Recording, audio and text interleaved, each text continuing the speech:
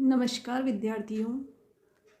मेरे YouTube channel imagination creations में आपका बहुत बहुत स्वागत है। आज हम पढ़ेंगे हमारा राजस्थान पुस्तक कक्षा 8 का भाग 3 का चैप्टर नंबर 7 विकास और योजनाएं। ये सभी चैप्टर हमारे राजस्थान पाठ्य पुस्तक के आपके रीट, पटवार, RAS और अन्य किसी भी एग्ज़ाम्स में GK के क्वेश्चंस के लिए बहुत ही ज़्यादा महत्वपूर्ण है और आप इन सभी टॉपिक्स को अपने GK की प्रिपरेशन के लिए यूज़ कर सकते हैं। तो पढ़ते हैं आज हम अपना चैप्टर विकास योजनाएं, अध्याय 7। सरकार द्वारा जनता के हित के लिए शिक्षा, स्वास्थ्य, विकास योजनाएं के अंतर्गत ये सभी हैं। शिक्षा, स्वास्थ्य, रोजगार, कृषि, उद्योग, आधारभूत संरचनाएं, महिला, बालिका और दिव्यांगजन आदि के लिए कल्याणकारी कार्य किए जाते हैं। ये सभी विकास योजनाओं के अंतर्गत आते हैं। राज्य सरकार केंद्र सरकार के द्वारा मिलकर भी कई योजनाओं कार्यक्रमों का संचालन करती है। सरकार द्वारा संचालित कार्यक्रमों और योजनाओं द्वारा ही राज्य का चहुमुखी विकास संभव है। चहुमुखी विकास से आप क्या समझते हैं? हर ओर से विकास, यानी चारों तरफ से जब विकास होता है तो उसे चहुमुखी विकास कहा जाता है। सरकार द्वारा संचालित योजनाओं में कृषि संबंधित, स्वास्थ्य संबंधी, महिला सशक्तिकरण संबंधी, ग्रामीण विकास संबंधी और आर्थिक क्षेत्र की योजनाएं प्रमुख हैं, जिनका अध्ययन हम इस पाठ में करेंगे। अब सबसे पहले हम पढ़ेंगे कृषि संबंधी योजनाएं।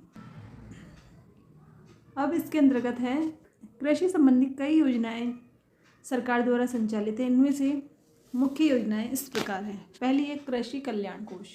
इसका मुख्य उद्देश्य क्या है? किसानों को उत्पाद का उचित मूल्य प्रदान करना। इसका क्या है? किसानों को जो भी उत्पाद है, मतलब उन्होंने जो भी उत्पादन किया है उनको सटीक मूल्य मिले, यह इस योजना का मुख्य उद्देश्य है। दूसरी, राष्ट्रीय खाद्य सुरक्षा मिशन। गेहूं और दालों की उन्नत किस्मों का उत्पादन। इसके अंतर्गत क्या होता है? गेहूं और दालों की उन्नत किस्मों का उत्पादन होता है। फिर है राष्ट्रीय कृषि विकास योजना। कृषि संबंधित क्षेत्रों में वृद्धि दर बढ़ाना, ये इसका मुख्य कार्य है। अब है प्रधानमंत्री कृषि सिंचाई योजना। इसमें से कई योजनाएं हैं जो प्रधानमंत्री जी द्वारा संचालित है और कई राज्य सरकार द्वारा संचालित है। तो फसलों को उन्नत बनाने के लिए सिंचाई हेतु पानी उपलब्ध कराना, यह है प्रधानमंत्री कृषि सिंचाई योजना।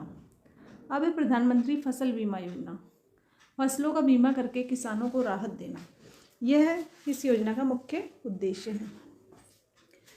अब है राष्ट्रीय आयुष मिशन। औषधीय पौधों की खेती को प्रोत्साहन तथा दवाओं के लिए कच्चे पदार्थों की उपलब्धता को सहज बनाना। 7 नंबर पे है किसान कलेवा योजना। यह भी एक बहुत ही महत्वपूर्ण योजना है। यह है किसानों गुणवत्ता युक्त आहार पाने के लिए आर्थिक सहायता देना। ये कलेवा तब किया जाता है जब किसान बाहर गांव से यहाँ की मंडियों में अपने उपज को बेचने के लिए आते हैं, तो उनको उचित मूल्य पर यहाँ पे भोजन उपलब्ध करवाया जाता है। राजीव गांधी कृषक साथी सहायता योजना। कृषि व्यापार के लिए व्यापारियों और कृषि श्रमिकों और मजदूरों को वित्तीय सहायता उपलब्ध कराना। ये तो थी हमारी कृषि संबंधित योजनाएं। अब हम पढ़ेंगे आर्थिक क्षेत्र की योजनाएं। कौन सी योजनाएं पढ़ेंगे अब हम? आर्थिक क्षेत्र की योजनाएं। इसके अंतर्गत है भामाशाह रोजगार सृजन योजना। युवा, शिक्षित, बेरोजगारों, महिलाओं, अनुसूचित जाति, अनुसूचित जनजाति, दिव्यांगजनों को स्वरोजगार के अवसर उपलब्ध करवाना। इसके अंतर्गत जो शिक्षित युवा बेरोजगार हैं, महिलाएं हैं या अनुसूचित जाति, जनजाति, दिव्यांगजन हैं, उनको स्वरोजगार उपलब्ध करवाना। दूसरी है पंडित दीनदयाल उपाध्याय ग्रामीण कौशल योजना। ग्रामीण युवाओं में कौशल विकास द्वारा गरीबी का निवारण करना। फिर है मुख्यमंत्री युवा संबल योजना। ये भी एक बहुत ही महत्वपूर्ण योजना है राज्य सरकार की। शिक्षित युवाओं को 2 वर्ष की अवधि के लिए बेरोजगारी भत्ता देना। फिर है भामाशाह योजना। वित्तीय एवं गैर वित्तीय लाभों को सीधे जरूरतमंदों तक पहुंचाना, ये भी इस योजना का मुख्य उद्देश्य है। अब आर्थिक क्षेत्र की योजनाएं हैं।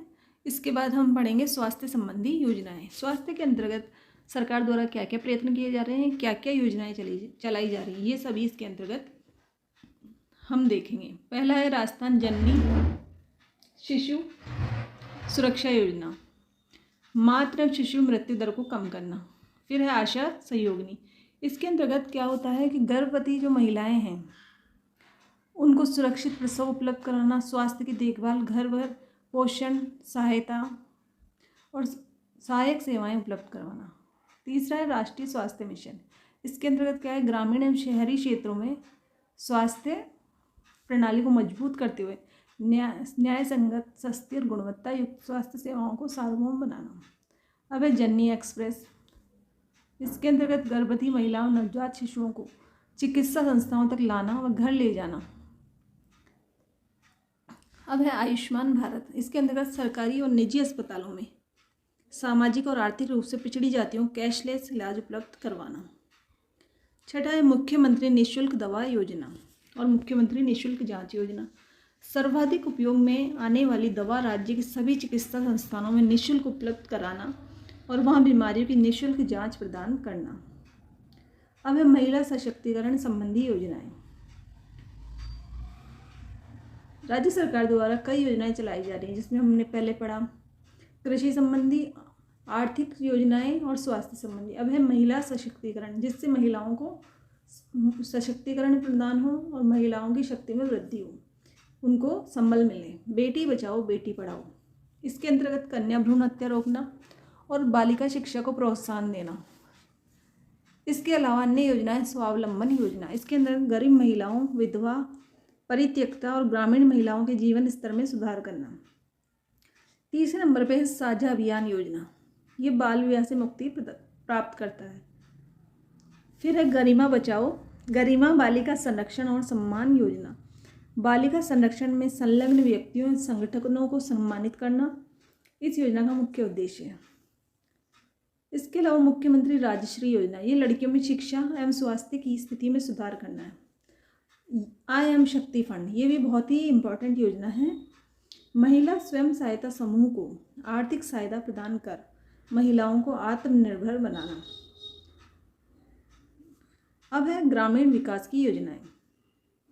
मुख्यमंत्री आदर्श ग्राम पंचायत योजना, चयनित गांवों में कृषि, शिक्षा, स्वास्थ्य, पर्यावरण के साथ साथ लोकतांत्रिक मूल्यों का विकास करना। स्वच्छ भारत अभियान, स्वच्छता हेतु देश को खुला शौच मुक्त बनाना, कचरे का संग्रहण एवं निस्तारण आदि। अटल भूजल योजना, सामुदायिक सहयोग के माध्यम से भूजल प्रबंध में सुधार लाना। स्पेशल एरिया डेवलपमेंट प्रोग्राम, विशेष क्षेत्रों जैसे मेवात, डांग, मगरा, सीमांत क्षेत्रों का विकास करना। अब है मनरेगा, महात्मा गांधी राष्ट्रीय ग्रामीण रोजगार गारंटी योजना। ग्रामीण परिवारों को वर्ष में न्यूनतम 100 दिन का रोजगार उपलब्ध कराना। प्रधानमंत्री आवास योजना, ग्रामीण क्षेत्रों में पक्के मकान उपलब्ध कराना। ग्रामीण गौरव पथ, ग्रामीण सड़कों को मेगा हाईवे से जोड़ना। प्रधानमंत्री ग्राम सड़क योजना, ग्रामीण क्षेत्रों में सड़कों का विकास करना। इन प्रमुख योजनाओं के अलावा ग्रामीण गैर विकास अभिकरण, राजस्थान राज्य औद्योगिक विकास एवं निवेश निगम रिको, राजस्थान लघु उद्योग निगम लिमिटेड राशि को औद्योगिक क्षेत्र को बढ़ावा देने के लिए कार्य कर रहे हैं। इस तरह शिक्षा क्षेत्र में निःशुल्क पाठ्य पुस्तक वितरण योजना, विद्यार्थी सुरक्षा, दुर्घटना विवाह, गार्गी पुरस्कार, निःशुल्क साइकिल वितरण योजना, लैपटॉप वितरण योजना, मुख्यमंत्री हमारी बेटी योजना, अक्षय बेटिका योजना भी संचालित हो रही है। समाज की कमजोर एवं उपेक्षित वर्गों के सर्वांगीण विकास के लिए राज्य सरकार द्वारा विशेष ध्यान दिया जा रहा है। इस उद्देश्य की प्राप्ति के लिए अनुप्रति योजना, उत्तर मैट्रिक योजना, विधवा पुनर्विवाह प्रोत्साहन योजना, सहयोग एवं उपहार योजना, वृद्धावस्था पेंशन योजना और मुख्यमंत्री एकल नारी शक्ति योजना पेंशन योजना संचालित की जा रही है। इसके अलावा मुख्यमंत्री विशेष योग्यजन सम्मान पेंशन योजना का क्रियान्वयन किया जा रहा है। राज्य की लोक कल्याणकारी योजनाओं का लाभ आम जन को सरलता, सुगमता और पारदर्शी रूप से पहुंचे, इसके लिए राजस्थान जन आधार योजना 2019 प्रारंभ की गई, जिसके तहत प्रदेश के निवासी परिवारों को जन आधार कार्ड प्राप्त होगा। इस कार्ड को सरकारी योजनाओं और सुविधाओं के लाभ लेने तथा पहचान और पते के प्रमाण के लिए काम में लिया जा सकेगा। सतत विकास गोल 2030। संयुक्त राष्ट्र संघ के सदस्य देशों द्वारा 2015 में सतत विकास एजेंडा अपनाया गया। इस कार्य योजना का मुख्य लक्ष्य गरीबी को सभी रूप एवं सभी जगहों को समाप्त करना है, सभी जगहों से समाप्त करना है। इस एजेंडे के द्वारा 17 लक्ष्यों का चयन किया गया, जिन्हें 2030 तक पाने का लक्ष्य रखा गया है। इसके अंतर्गत है गरीबी का अंत करना, भुखमरी को समाप्त करना, अच्छा स्वास्थ्य जीवन स्तर, गुणवत्तापूर्ण शिक्षा, लैंगिक समानता, शुद्ध जल एवं स्वच्छता, किफायती एवं स्वच्छ ऊर्जा, सम्मानजनक कार्य और आर्थिक विकास, उद्योग, नवाचार और बुनियादी ढांचों का असमानता में कमी, संधारणीय शहर एवं समुदाय, सतत उपभोग और उत्पादन, जलवायु परिवर्तन, पानी में जीवन, भूमि पर जीवन, शांति, न्याय और सुदृढ़ संस्था, लक्ष्य प्राप्ति में सामूहिक भागीदारी। इन सभी विकास लक्ष्यों को प्राप्त करने की दिशा हमारे गांव के भी विशेष प्रयास कर रहे हैं। तो ये था हमारा चैप्टर विकास योजना, जिसके अंतर्गत हमने सरकार और केंद्र सरकार और राज्य सरकार द्वारा चलाई गई विशेष योजनाओं का हमने अध्ययन किया। इसके अंदर हमें कृषि संबंधी योजनाएं पढ़ी, आर्थिक क्षेत्र की योजनाएं, स्वास्थ्य योजनाएं, महिला सशक्तिकरण की योजनाएं, ग्रामीण विकास की योजनाएं, ये सभी हमने पढ़ी। और जो हमारा सतत विकास गोल है वो भी हमने पढ़ा। आशा है आपको अच्छी तरह से समझ में आया। अब हम इसके अभ्यास प्रश्न करेंगे। अब हम इसकी शब्दावली देख लेते हैं। इसके अंतर्गत सतत का अर्थ है निरंतर, जो हमेशा चलता रहे। सृजन का मतलब होना निर्माण, यानी किसी चीज़ की रचना करना। और संबल का मतलब है सहारा, किसी को सहारा प्रदान करना। अब है बहुविकल्पीय के सतत विकास लक्ष्य में कितने लक्ष्य सम्मिलित थे, ये अभी हमने पढ़ा है कि 17 लक्ष्य सम्मिलित थे।